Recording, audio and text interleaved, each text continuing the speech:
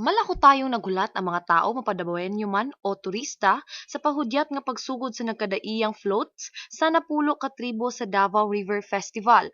Upat ka tuig nga giwala kini sa aktibidades sa Kadayawan apan karong tuiga gimagno sa mga coordinators niining selebrasyon ang pagbalik niini. Mga nagkalain-laing disenyo o kulay ang nagpatigbabaw ug nagpaanindot sa kada float sa mga tribo. Human sa pagparada sa nagkadaiyang floats sa Davao River, nahausay programa nga nagpakita sa maanyag nga costume ug talento sa matag tribo. Matud pa kang Senior Superintendent Ronald De La Rosa, andam na ang kapulisan sa dakbayan sa mga aktibidades karong Kadayawan. In place na to lang, everything is going on smoothly and prepared na ta.